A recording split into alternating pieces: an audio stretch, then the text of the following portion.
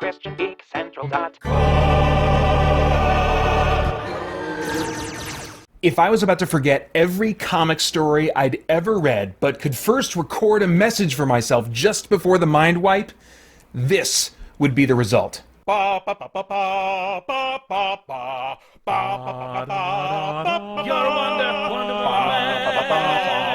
man in your satin tights.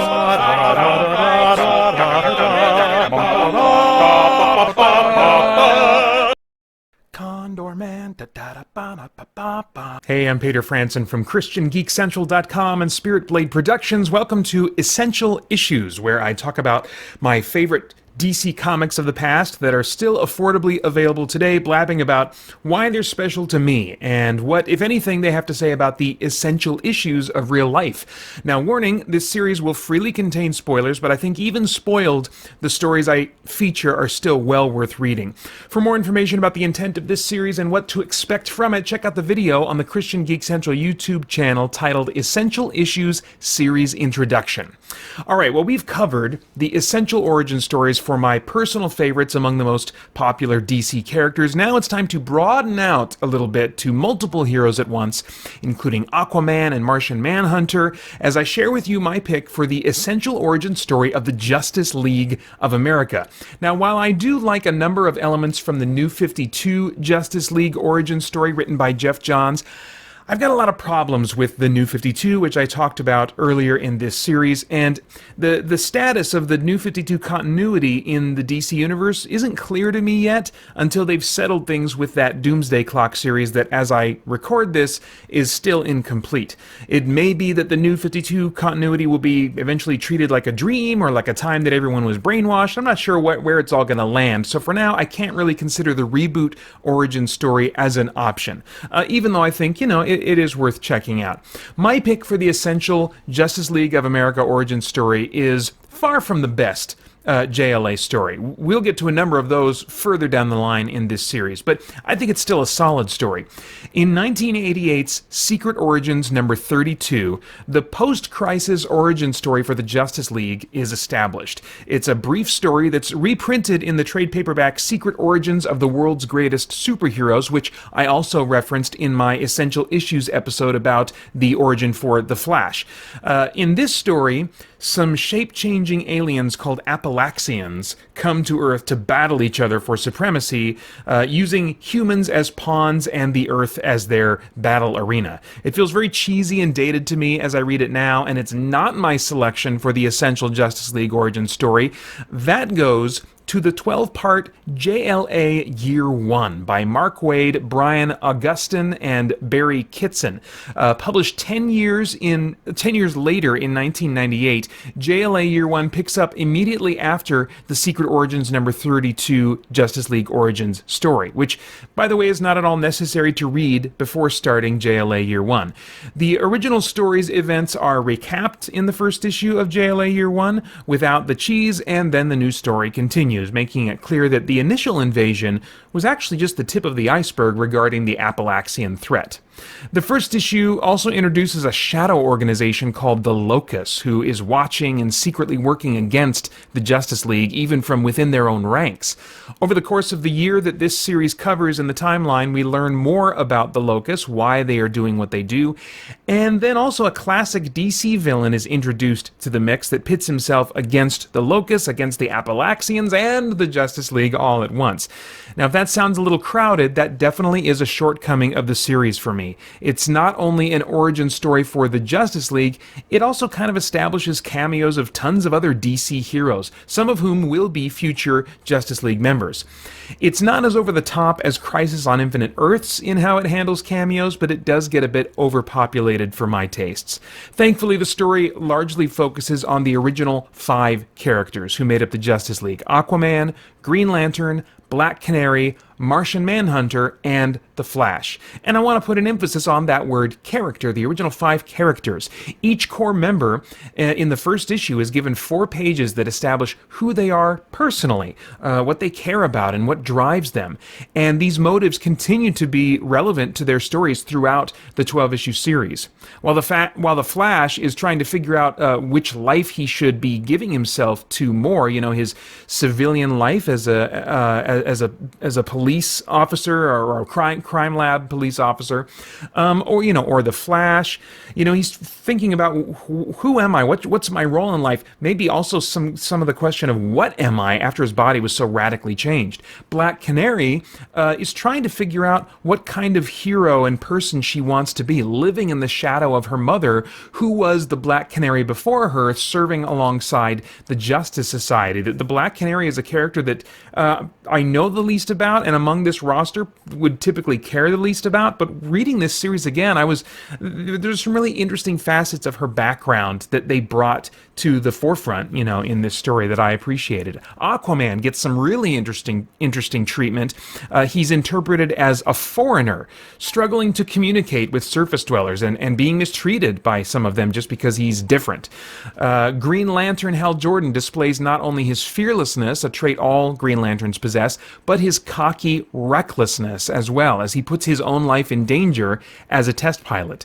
John Jones, the Martian Manhunter, shows how determined he is to do whatever it takes to catch criminals and keep people safe, even covertly using his power as a police detective. And that drive to do whatever it takes also becomes relevant and is a bit of a downfall for the character later on in the series.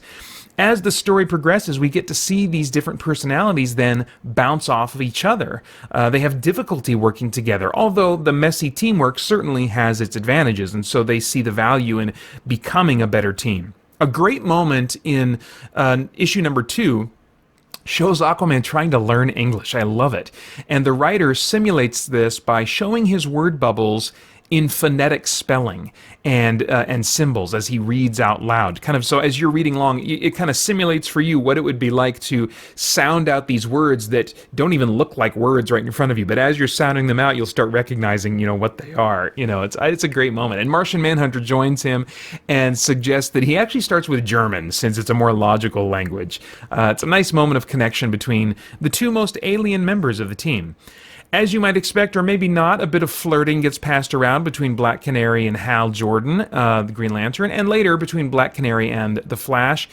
And Canary's childhood history growing up around the Justice Society charmingly emerges repeatedly as she compares people and situations to heroes and stories of the Justice Society, which her mom had been a part of, and she thought of all the men in that group as kind of uncles. So it's really interesting to see that perspective come out.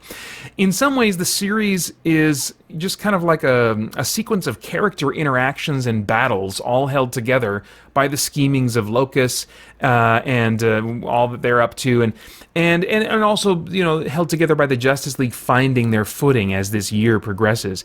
I don't think it's a really captivating story for me. It's it's just a bunch of scenarios used as the setting to get to know these characters a little more and see them in action, which is fun. And sometimes the greatest sources of conflict come from within. Aquaman becomes the target of a joke behind his back, which seemed harmless to Green Lantern, who was the perpetrator, but really ended up alienating Aquaman from the rest of the team.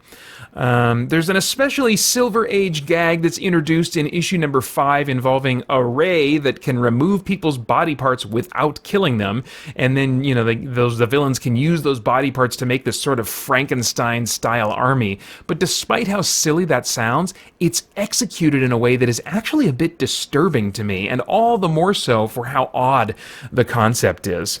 And when the weapon is used against the Justice League, they have to get help from the Doom Patrol to get their stolen body parts back, which involves the leader of the Doom Patrol creating prosthetics that help approximate or compensate for their missing powers and body parts. It's really kind of macabre and cool at the same time. The biggest trial in the series involves the team suspecting Martian Manhunter of betraying them and working with the enemy.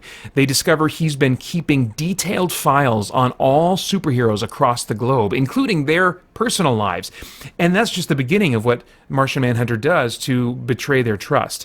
The fallout from this isn't just emotional, but it puts the entire planet in danger as the enemy leverages the situation to work toward their own goals. And with the Justice League divided, they are unprepared for an Appalachian invasion that results in every superhero being rounded up and placed in containment camps to await the death of the human race.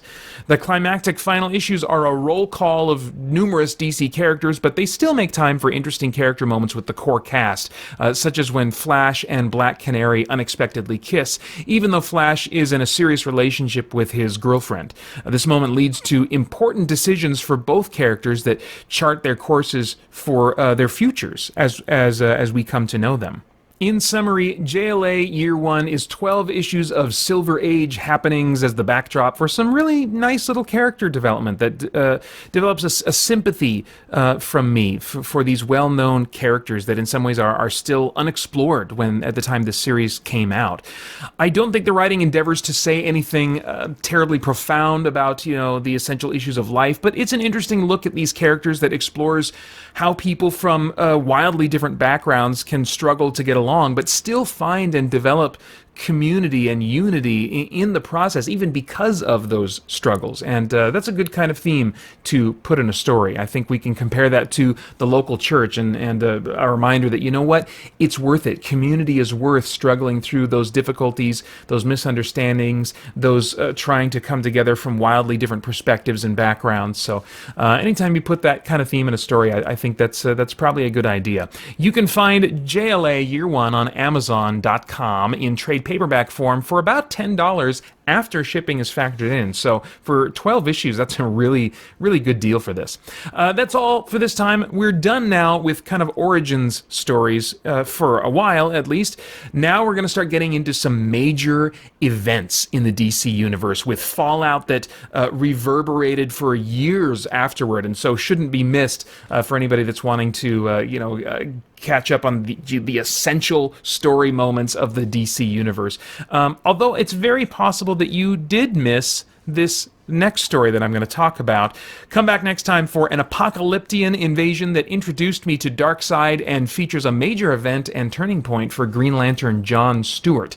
Next time, I'll be talking about the 4-issue miniseries Cosmic Odyssey. Hey guys, thanks for tuning in.